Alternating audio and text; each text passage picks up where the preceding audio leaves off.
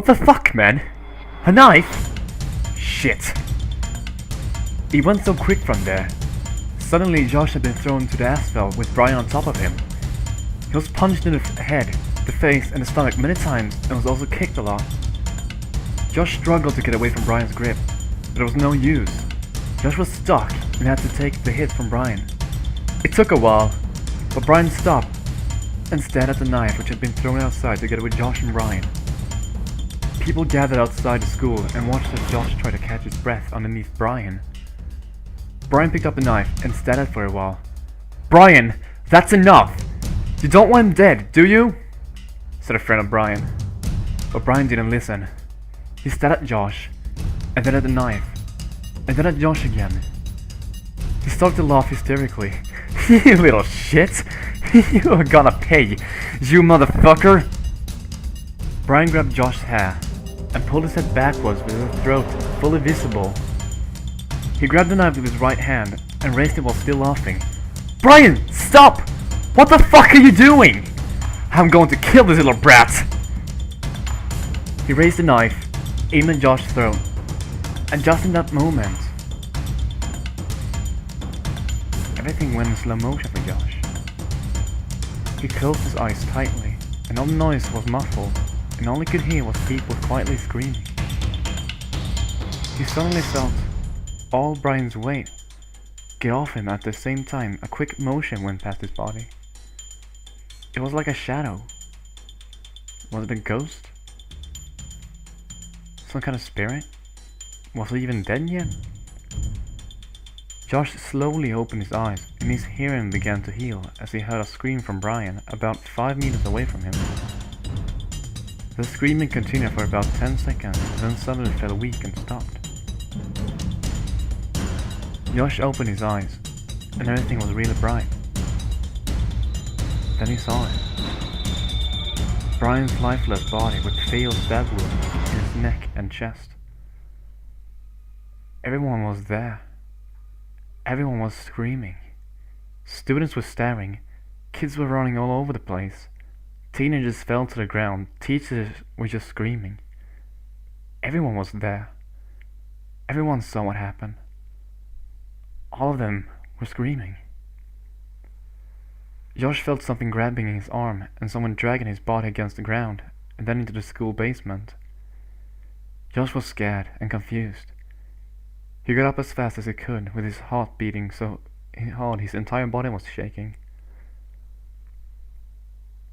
There was no one there. No one.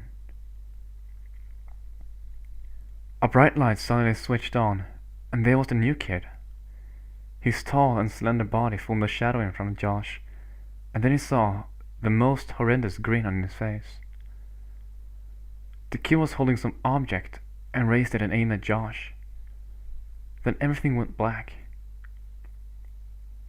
He woke up. Apparently, he was on the floor in some treehouse that he didn't recognize. He searched through everything he could, but found nothing interesting except a photograph of a boy he didn't know. He decided to keep the photograph, just in case. Suddenly, he saw the new kid below the treehouse. He slowly went down, but the tall boy wouldn't move. He was inspecting something that looked like a clock, or some other kind of device. Josh slowly went to him, ignoring the danger he could have put himself in. Excuse me, Josh asked. The boy said, without even bothering looking at Josh. "Where am I?" Josh asked. "Ask your mind, or your madness. You choose," the boy answered. "What? Did I fucking stutter?" Josh tried to think of a way to talk to this guy without having him to be rude. But then again, he knew nothing about him. What's your name?" Josh asked. "Elliot," the boy said again, without even looking at Josh. "Oh, my name's Josh," said Josh, as he tried to make friends with the strange boy. I can't remember asking for your name, Elliot said in a harsh way. What's that thing you're looking at? Stop asking so many questions. You're hurting my brain. The boy shouted at Josh, who was still really confused and scared. You could have died back there if it weren't for me, Elliot said and smiled.